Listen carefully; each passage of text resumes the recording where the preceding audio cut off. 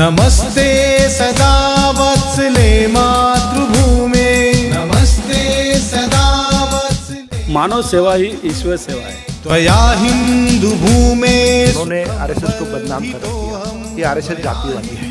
भूमे सुखम वर्धितोहम।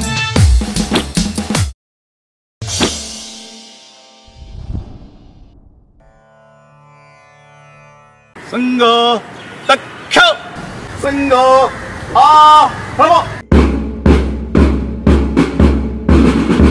आरएसएस क्या है? ये आरएसएस क्या हिंदुत्व के नाम पर भड़काने वाली आरएसएस? आरएसएस धर्म के प्रतीकों का इस्तेमाल करके सांप्रदायिक राजनीति करती है। देशभक्त या देशद्रोही? हमारे देश में इससे ज्यादा कंट्रोवर्शियल ऑर्गेनाइजेशन शायद ही कोई होगा। तो क्या है आरएसएस की सच्चाई? जानने के लिए इस वीडियो को पूरा देखें और ऐसी और वीडियोस के लिए नीचे दिए गए सब्सक्राइब बटन पर क्लिक कीजिए और इस बेल आइकन को दबाइए।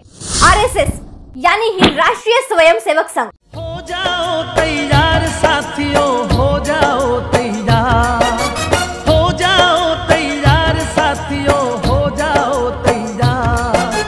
इसकी स्थापना 1925 को श्री केशव बलिराम हेगड़ेवार जी ने नागपुर में विजयादशमी के दिन कि एक ऐसी ऑर्गेनाइजेशन बनाई जाए जो सभी हिंदुस्तानियों को अपने मातृभूमि से जोड़कर रखे और उसके साथ आगे भी बढ़े।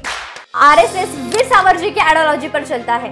वो कहते हैं कि भारत में जितने भी लोग रहते हैं उन सभी को हम हिंदू ही कहेंगे, चाहे वो कोई भी रिलीजन या जाति के क्यों ना हो, और उन सभी के उन्नति और मदद के लिए हम दिन रात काम करेंगे। आरएसएस 4 चीजों को ध्यान में रखकर काम करती है। पहला, अखंड भारत। आरएसएस का मानना है कि आदिकाल से बांग्लादेश, पाकिस्तान, श्रीलंका, म्यांमार, अफगानिस्तान, ईरान तक भारत फैला हुआ था और ये सब अखंड भारत का हिस्सा थे। साथ ही ग्रामीण विकास और सोशल डेवलपमेंट पर काम करना। चौथा, हिंदुत्व यानी हिंदू धर्म को ही सर्वोच्च मानना। इसलिए आरएसएस सबसे ऊपर भगवे ध्वज को मानता है। 1940 में डॉक्टर हेगड़ेवार जी की मृत्यु के बाद सबकी सहमति से आरएसएस की कमान माधव गोलवार जी को सौंप दी गई, जिन्हें हेगड़ेवार जी बनारस हिंदू यूनिवर्सिटी में मिले थे। गोलवारकर जी की लीडरशिप में आरएसएस के विचार दिल्ली, कोलकाता, चेन्नई और लाहौर के साथ साथ पूरी देश में फैलना शुरू हुए। संघ में 1 करोड़ से ज्यादा ट्रेन मेंबर्स हैं। वही दुनिया के 40 से ज्यादा कंट्रीज में आरएसएस की 57,000 ब्रांचेस है। बहुत सारे सब्सिडरी ऑर्गेनाइजेशन आरएसएस से जुड़ी है, जिन्हें आप स्क्रीन पर देख सकते हो। आज भी देश के 60,000 गाँवों में आरएसएस की शाखा लगती है।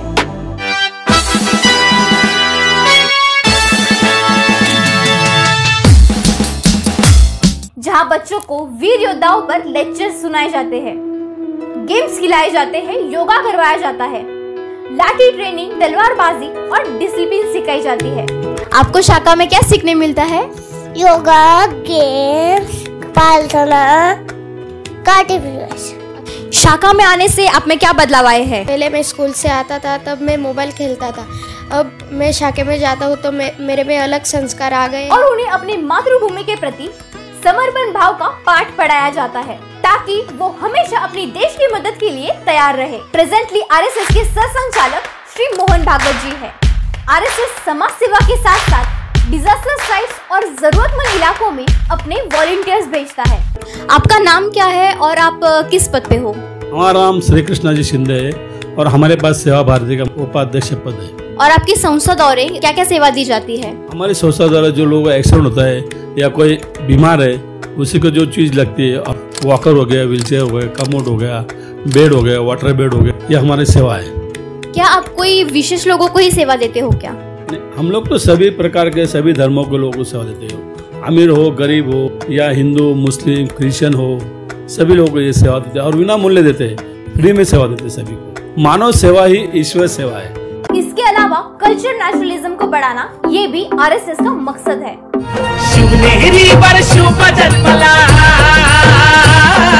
शिवनेरी पर शुभ जन्मला, राजांचा अधिपती, साऱ्या राजांचा अधिपती, दैवत छत्रपती न आमचं दैवत छत्रपती, दैवत छत्रपती न आमचं दैवत छत्रपती, शिवबा देवा भये आम्हाला नाही कुणाची भीती, शिवबा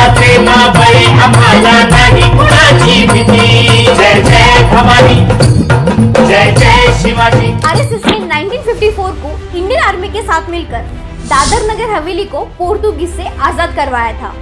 इवन 1962 में इंडिया चाइना वॉर के दौरान संघ ने इंडियन आर्मी को खाना अरेंज करने में और उनके परिवार को हो सके उतनी मदद की थी। इसी तरह 1971 में ओडिशा में आए भयानक साइक्लोन से लेकर भोपाल गैस ट्रेजेडी तक, 1984 में सिख दंगों से लेकर गुजरात अर्थक्वेक और कारगिल वॉर में लोगों को रिक्रूट करने में संघ ने अपनी सेवाएं दी थी। सिर्फ भारत ही नहीं, नेपाल, श्रीलंका और ऐसे बहुत सारे देशों में संघ ने अपनी सेवाएं दी है। लेकिन आरएसएस पे एक ऑर्गेनाइजेशन होने के बावजूद इंडियन पॉलिटिक्स से गहरा नाता होने का इल्जाम लगाया जाता है। इसी वजह से ये ऑर्गेनाइजेशन काफी कंट्रोवर्सी में होता है। आज हमारे साथ है आरएसएस के धर्म जागरण पश्चिम महाराष्ट्र प्रमुख श्री प्रदीप आभा बच्चाऊ जी।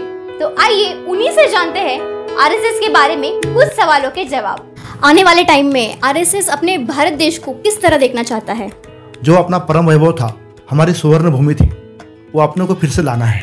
हिंदू विचार जो है कि किसी का द्वेष करने वाला नहीं है, वो सनातन धर्म को प्रबल करना है। जो टूटा हुआ देश है हमको फिर से मिलाना है। इसको हम बोलते हैं अखंड हिंदुस्तान, अखंड भारत। आरएसएस पे हमेशा ये आरोप लगता है कि वो दूसरे धर्मों का विरोध करता है। नहीं, ये बात गलत है। क्या हुआ कि कुछ लोगों का आरएसएस का काम सहन नहीं होता है। उन्होंने शुरू से ही ऐसा सोच किया था कि जब देश में आरएसएस फैल जाएंगी तो अपने को घर पे जाना पड़ेगा। तो उन लोगों ने, वो उनके हाथ में जो मीडिया थी, वो मीडिया से या भाषण से उन्होंने आरएसएस को बदनाम किया कि आरएसएस जातिवादी है, आरएसएस मुसलमानों का द्वेष करता है, आरएसएस क्रिश्चियनों का द्वेष करता है। ऐसा हमेशा बोलने से आम लोगों के मन में ऐसा हो गया। और कई बार आरएसएस बैंड भी किया गया है। सबसे पहले ये बैंड हुई थी जब नथुराम गोडसे ने गांधी जी की दिन दहाड़े हत्या कर दी थी। तब नेहरू जी ने इसका इल्जाम आरएसएस पे लगाया था। इसके बाद जब इंदिरा गांधी ने नेशनल इमरजेंसी लगाई थी तब भी आरएसएस को बैन किया गया था। और जब बाबरी मस्जिद को गिराया गया था तब भी आरएसएस बैन हुई थी। पर इतनी मुश्किलों के बावजूद एक कमी से शुरू हुआ ये संगठन आज पूरी दुनिया में अपनी छाप छोड़ रहा है। सदा वत्सले मातृभूमे। और इसके फॉलोवर्स पूरे गर्व के साथ आरएसएस के विचारों को और उसके मोटो को लेकर आगे बढ़ रहे हैं। दोस्तों, अपनी मातृभूमि के लिए हम जो भी सेवा कर सकते हैं वो करने के लिए हमेशा तैयार रहना, वो हम सभी भारतवासियों का सबसे पहला धर्म है। तो ये थी कहानी the most controversial organisation RSS की। वीडियो अच्छा लगे तो वीडियो को लाइक, शेयर, सब्सक्राइब करना ना भूलें और कमेंट में वंदे मातरम जरूर लिखिए। वंदे मातरम।